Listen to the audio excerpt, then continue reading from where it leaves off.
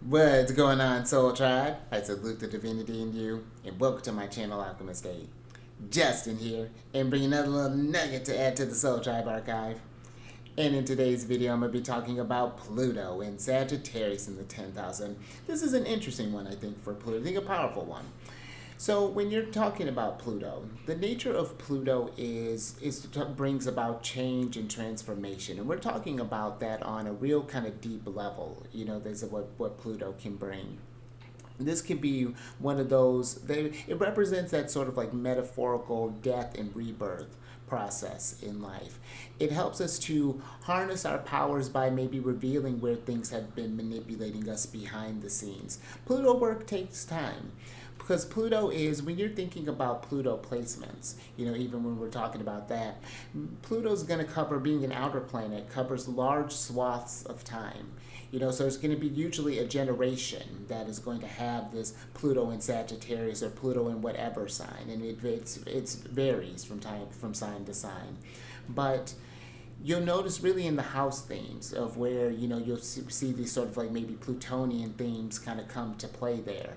But that's where we're looking at, maybe even like sources again like power struggles and things can be a thing with Pluto, and we'll definitely get into that talking about here when we get to the placement. But then when you talk about Sagittarius, Sag is ruled by Big Papa, Jupiter, and they are the mutable fire sign, and they are active or young in nature.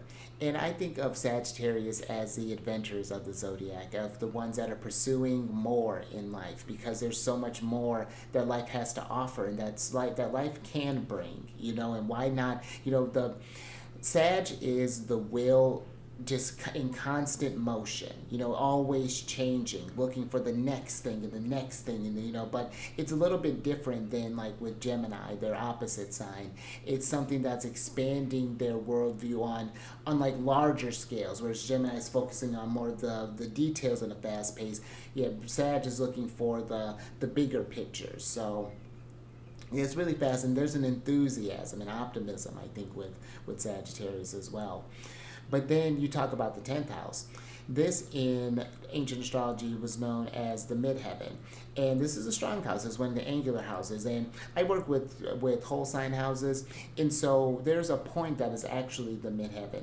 And if Pluto is falling on that point, if you have planets conjunct that point, that's a really sensitive point in the chart. It's the highest point of your chart, that degree point there. But the whole 10th house is the midheaven.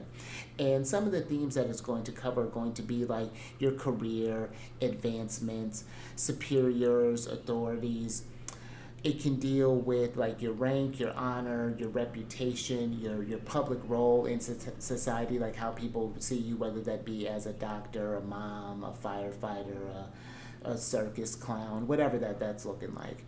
And it can also deal with like actions and like masteries of skills, just any sort of like ambitions and things like that. And yeah, like I said, it's one of the angular houses, and arguably one of the strongest houses after the first house. Well, it is after the first house. But so when you're working with this placement, a couple of things to consider. You would have a Pisces rising by whole sign, and you're going to want to look to Big Papa, because Jupiter is going to rule this house and your first house, which deals with like your health, your body, your life, and the beginning of all actions when we're talking about the first house here.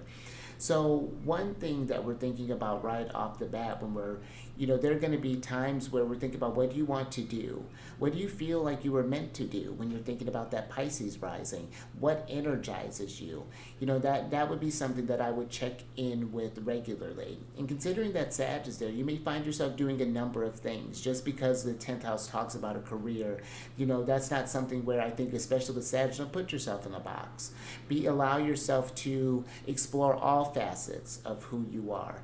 Really develop a strong sense of self, and being allowing you. And there may be something with Pluto where you may come across with 10th house but 10th house seems where maybe different authorities try to keep you down, whether this be at your workplace, whether this be in the home space, whether this be, wherever this may be. Pay attention to manipulations, especially having a water sign as a rising sign.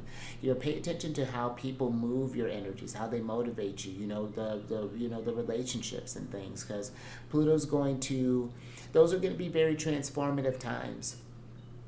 And this would be something too, where if you really want to work with this Pluto placement and really observe how this is manifesting, pay attention to transits. When you have, when there are planets going through Pisces, especially through Pisces or through Virgo, because those will be where you'll be feeling squares, feeling tensions, where there's, maybe there's some stagnation, some challenges that are needing to be placed, especially when Jupiter and Saturn are going over there, with those squares and conjunctions and oppositions, because those are going to be more of the harder aspects.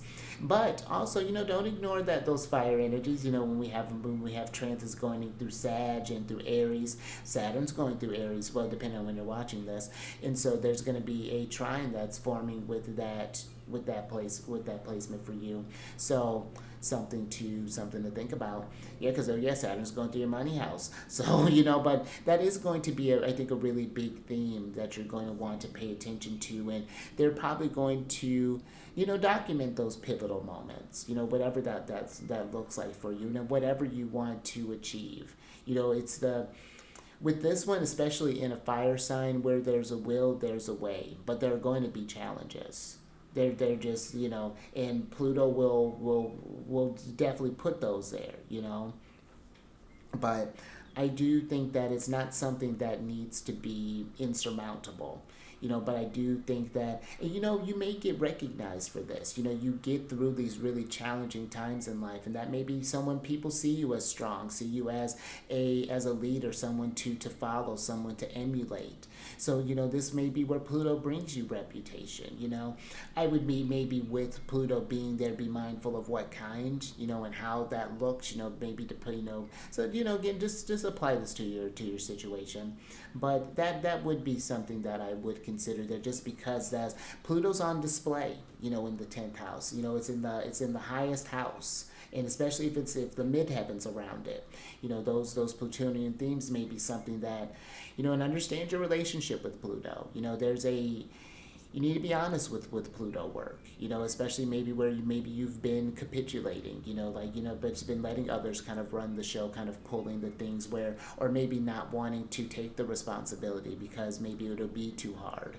And that's fine, as far as life is, there are challenges, but we can get through them, and we can get through them in increments, and we can get through them with step, setting out these sort of practical steps, because that's maybe something I could see with that too. Maybe there's this wanting to have this sort of this deep feeling of wanting to, with that Sag, expand, really do things big, but something's holding you back. And really feeling that sort of constraint on there. It almost reminds me of the 10 of Wands in a little bit, but it's again it's that pressure that's forming a diamond, I think. So it's keep at what you're doing. There may be times where you feel like wanting to abandon it, wanting to quit it, and but yeah, so just something to just kind of pay attention to, I think, there with this placement. But those are just, I don't generally work with the outer planets. This was a request, so, and I figured, why not? This is, there's something there to them.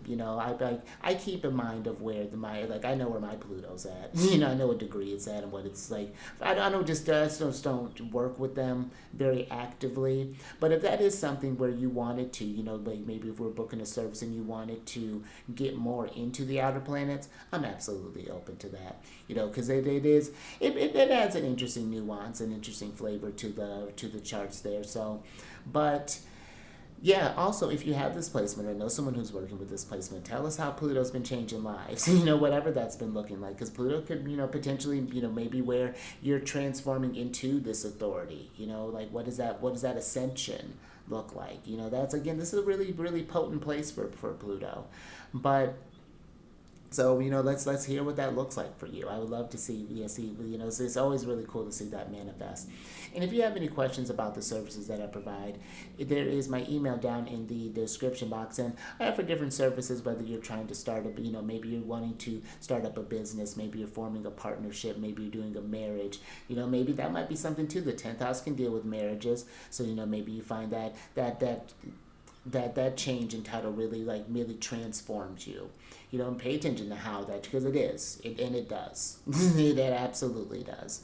So yeah, that might be something to pay attention to there. But yeah, if you're trying to schedule any sort of things like that, I offer where I can look at different election dates and we can get those prepared there, or we can do, maybe you've had a solar return that's happening, you want to look at what perfection year you're in, maybe Jupiter is, or maybe your 10th house is activated for the year, and so we're looking at 10th house themes, and so these Plutonian themes would be prominent, so that might be something where we want to look into that. But yeah, all that information is down in the description box, along with which it will be. I'll include a playlist down there. That's something I'll do today. I'll include a playlist for the lunar shenanigans, which it just talks about the lunar astrology, what sign the moon's in, what phase it's in, what aspects it's forming in, the kind of flavor of the day, how the energies may be affecting us, and how to better relate to the moon and work with the moon and understand the cycles of the moon. Because with the more we're in sync, the better. Because that moon's always doing stuff, lunar shenanigans. And then also, I have a tab for the Celestial News Weekly, which just goes over the sun and all the other classical planets, and yeah, just what sign they're in, what aspects they're forming, and how to work with those energies practically, and who may be feeling these energies more potently. So all that's available for you there. But until next time, go change the world. But be mindful out there of how you change the world. You keep raising that vibration through the roof. And I will catch you on the next one. Later.